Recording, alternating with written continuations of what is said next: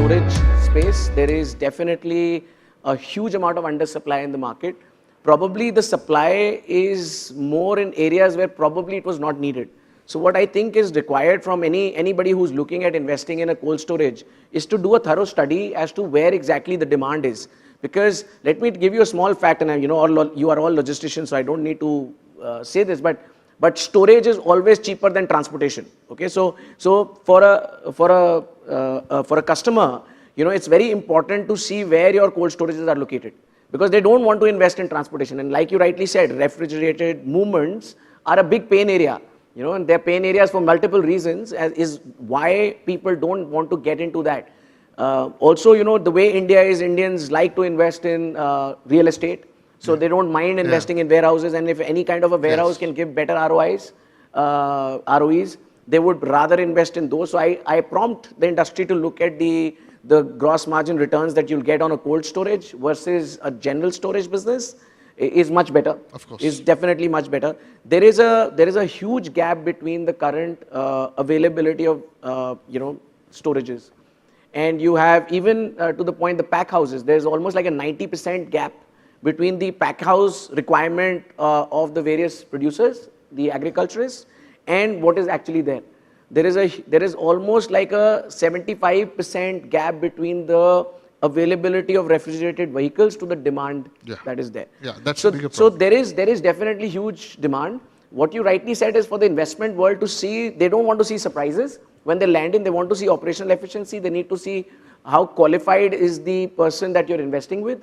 Do they have the operational expertise to actually handle this kind of a business? Sure. Or they're just investing in just for the sake of it? Yeah. So obviously, it's very important to do a good detailed study before you get into. So that's that's the most pertinent point. That's another most pertinent point, right?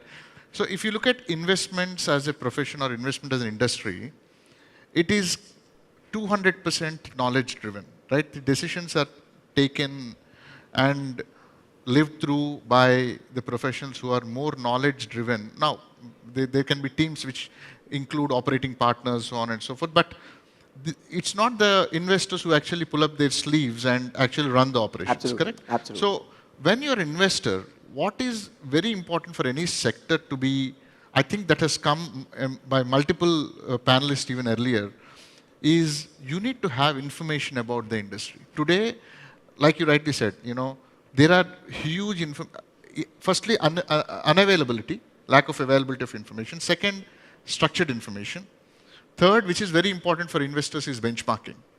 So for investors, see, through my career, I have seen many deals not getting through in spite of the investor liking the company, operations, abilities, so on and so forth. But they were not able to make up how big is the opportunity. How? Big is the opportunity, right? Just one example. What is very important is the information about the industry. So for example, when somebody starts forming an investment thesis, like, well, I want to get into an integrated cold chain. I want to find out a good integrated cold chain opportunity and invest into it. Now, thesis typically is like this, right? So there's a huge QSR growth. There is a need for modern trade. Then there is customers started paying more than what they used to pay earlier. I know Keku doesn't mind paying $10, though he told I want only 2 or 3. There is an up move in terms of what's happening on the investors' affordability and need for appreciation for quality products, so on and so forth. Right. So this is my thesis as an investor, and I get into this sector, and I'm going to talk 4 or 5 companies, and then I'm going to make my bet. Now, this is a very information-intensive process, and the availability of information which drives this decision making is very important, because it's seldom that one person takes a decision. That's another point, right? As against a strategic, where the decisions can be driven by the people who are already aware of the business. So I think availability of information, research around the investability of cold chain is probably the first immediate step, I think. Let's call an investment promotion council or whatever it is. But that's probably the first step that cold chain should take, because today the availability of information pertaining to investment decision-making process is limited. Well, I agree to a large extent to what you said, that obviously for anybody who wishes to come from the outside and invest in any kind of a Yes. business, they need to be very assured of what they're getting into. Yeah. And when you talk of high capex heavy businesses, you're really talking of big monies to come in. Each one of those units will probably consume a sizable amount of investment going in. And sometimes, those even to construct a good facility also has its own time. It does not happen in very, very quick time. So definitely, when you talk about the opportunity, I think cold chain as an opportunity in India is immense.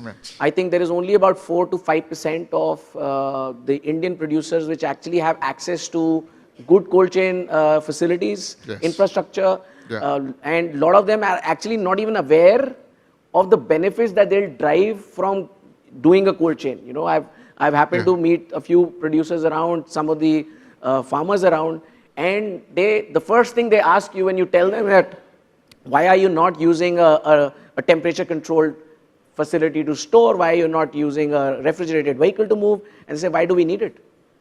Our product can get from my farm to the plate in very quick time. It does not need. And when you dwell deep into them and you start asking them questions as to, what is the kind of wastage, and they all come up with the same number, 30 to 40%.